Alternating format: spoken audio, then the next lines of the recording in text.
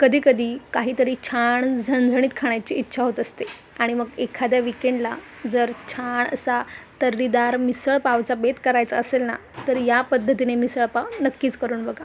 आता मिसळपाव म्हटलं ना, की बऱ्याच ठिकाणी वेगवेगळ्या पद्धतीने केली जाते.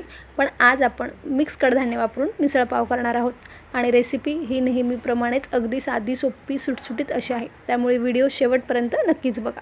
लगेचच रेसिपीला सुरुवात करूयात. तर इथे मी भिजवलेलं मिक्स कडधान्य घेतलेलं आहे आणि हे बाहेरून बाजारातून विकत आणलेलं कडधान्य आहे. यात चवळी, चणे, हिरवे मूग, मटकी अशा सगळ्या प्रकारचं कडधान्य आहे. आता हे कडधान्य 2 पाण्याने व्यवस्थित स्वच्छ धुवून घेते आहे आणि छान ते स्वच्छ धुवून झालं की याला आपण कुकरमध्ये शिजवून घेणार आहोत. तुम्हाला फक्त मटकी वापरायची असेल तर तीही तुम्ही वापरू शकता. त्याने ही चव अगदी छानच येते. तर आता आपण मिक्स कडधान्य हे कुकरमध्ये घालून घेतलेलं आहे.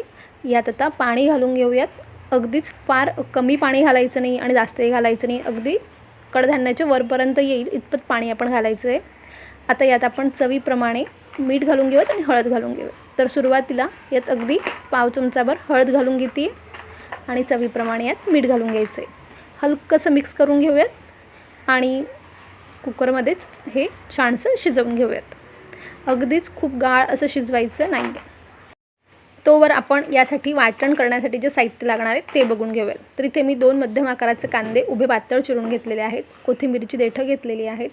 8 ते 10 लसणाच्या पाकळ्या, 1 इंच आल्याचे तुकडे करून घेतलेले आहेत. 3 लहान चमचे सुकं खोबरं घेतलेलं आहे आणि इथे मी वाटण करतोय आपण तरीसुद्धा यात टोमॅटो घालणार आहे. तर टोमॅटोची आपल्याला कच्ची पेस्ट करून घ्यायची आणि बाकीचं साहित्य आपण हे भाजून घेणार आहोत. तर लगेच आता आपण साहित्य भाजायला घेऊयात. तर इथे मी गॅसवर कढई तापवत ठेवलेली आहे आणि यात आता सुरुवातीला सुकं खोबरं भाजून घ्यायचं आहे. तर सुकं खोबरं भाजून घेताना एकतर गॅसची फ्लेम कमी ठेवायची आहे आणि दुसरी गोष्ट म्हणजे आपण त्यात तेलाचा वापर करणार नाही आहोत. कारण खोबऱ्याला अगोदरच स्वतःचं असं तेल असतंच. त्यामुळे आपण असंच याला ड्राय रोस्ट करून घेणार आहोत आणि अगदी काही मिनटातच लगेच ते भाजून होतं. तर हलक्या छान तांबूस रंगावर इथे खोबरं भाजून झालेलं आहे. आपण याला डिशमध्ये काढून घेऊयात आणि आता बाकीचं साहित्य आपण अशाच प्रकारे भाजून घेणार आहोत. हलके तांबूस रंगाचं खोबरं भाजून झालेलं आहे. आता त्याच कढईत अगदी अर्धा पळीलाही कमी इतकं तेल घालून घेते आणि आता यात कांदा घालून घेऊयात आणि कांदाही आपल्याला थोड्या गडद रंगावर भाजून घ्यायचा आहे. अगदीच हलका तांबूसने हलका गडद रंग, जेणेकरून आपण जी मिसळ करणार आहोत ना त्याला रंग अगदी छान येईल आणि चवही अगदी सुरेख येईल. तर आता गॅसची फ्लेम आपण थोडी वाढवली तरीही चालेल, कारण आपल्याला कांदा थोड्या गडद रंगावर भाजून घ्यायचा आहे. आता मिसळ म्हटली ना की कोल्हापूरची मिसळ, पुणेरी मिसळ, नाशिकची मिसळ सगळ्याकडच्या पद्धती वेगवेगळ्या असल्या तरी वेगवेगळ्या पद्धतींच्या वेगवेगळ्या चवी अतिशय छान लागतात. तर तुम्ही बघू शकता कांदा आता छान असा थोडा गडद रंगावर भाजून झालेला आहे.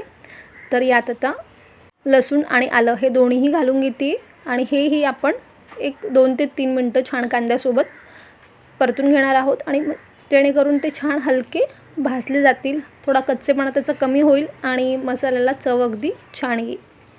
तर अगदी 2-3 मिनटं आपण आता भाजणार आहोत. इथे मसाला माझा सगळा भाजून झालेला आहे. याला आता पूर्णपणे आपण थंड करून घेणार आहोत आणि मिक्सरला छान बारीकसा वाटून घेणार आहोत. तर इथे सगळा मसाला जो आपण भाजून घेतला होता तो छान थंड झाला आहे. कोथिंबीरची देठं घेतलेली आहेत आणि त्याची मिक्सरमधून पेस्ट करून घेऊयात. इथे आपलं जे मिक्स कडधान्य आपण शिजवायला ठेवलं होतं ते देखील अगदी छान शिजलेलं आहे. अगदीच मऊ असं शिजवायचं नाही आहे, कारण आपण नंतरही त्याला उकळ काढून घेणार आहोत. आता मिसळ करण्याच्या फायनल स्टेपकडे जाऊयात, म्हणजेच मिसळ फोडणी देऊन घेऊयात. तर इथे मी 3 पळी तेल घालते, कारण मिसळ म्हटली की मिसळीला तर्री तर हवीच. तर म्हणून इथे तेल मी थोडं जास्त घालते आहे. तुम्ही आवडीप्रमाणे कमी जास्त करून घेऊ शकता.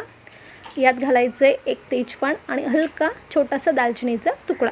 गॅसची फ्लेम कमी ठेवायची, तेल फार तापायला नको, कारण यात आता आपण अर्धा चमचा लाल तिखट घालून घेणार आहोत. याने काय होतं ना की मिसळीला तर्री अगदी छान येते. म्हणूनच तेल फार गरम नको, नाहीतर लाल तिखट हे करपू शकतं.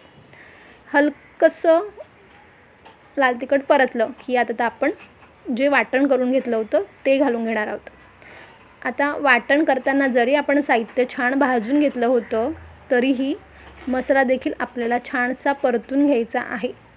या सगळ्या गोष्टी अगदी व्यवस्थित केल्या ना की रेसिपी आपसुकच अगदी छान आणि परफेक्ट अशी तयार होते.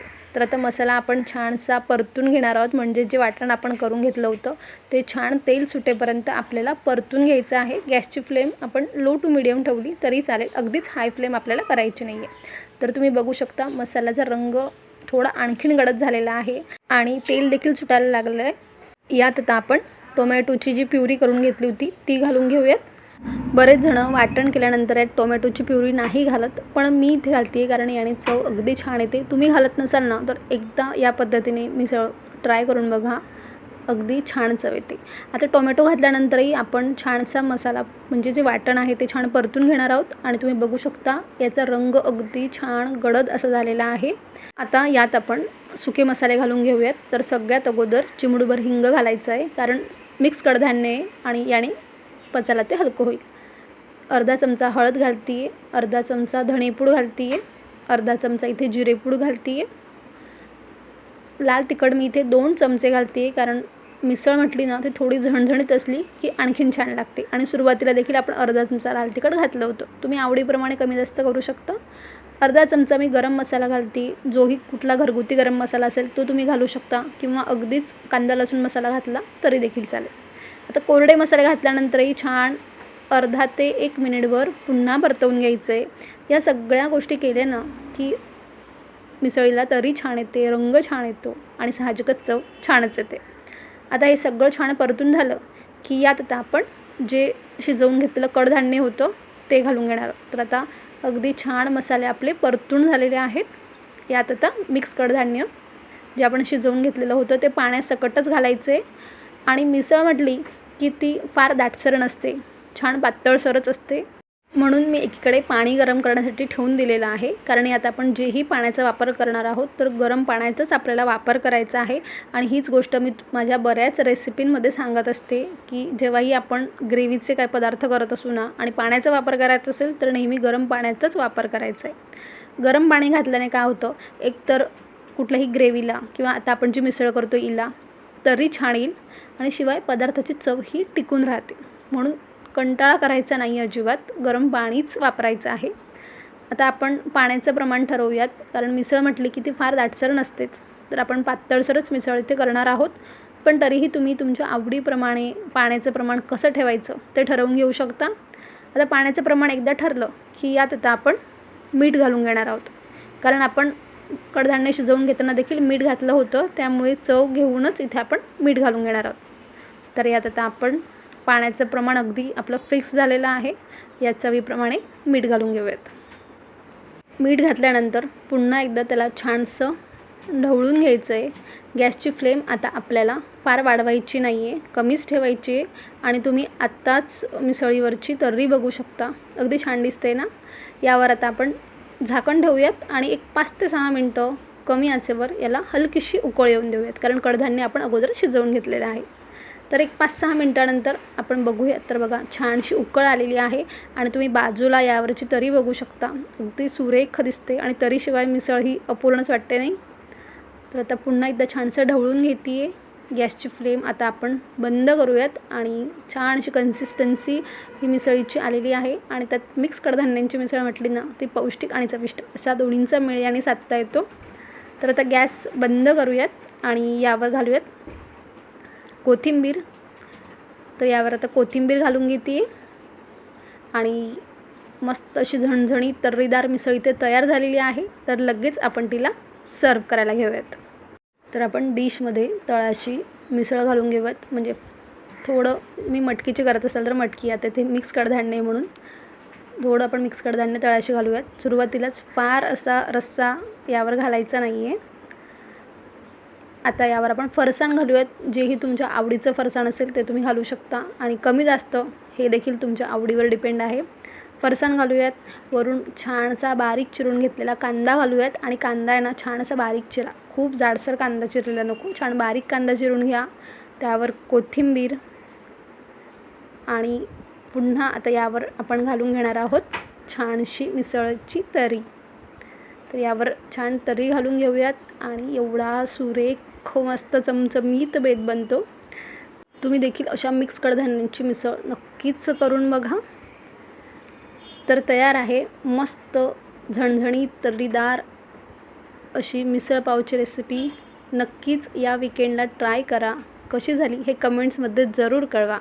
रेसिपी तुम्हाला आवडली असेल तर पटकन व्हिडिओला लाईक करा आणि तुमच्या ज्या मित्रमैत्रिणींना मिसळपाव खायला फार आवडत असेल ना, त्यांच्यासोबत ही रेसिपी नक्की शेअर करा. आणि अशाच छान छान आणि सोप्या रेसिपीजसाठी मराठी चव चॅनलला न विसरता सबस्क्राईब करा. पुन्हा भेटूया छानशा रेसिपीसोबत. तोपर्यंत धन्यवाद.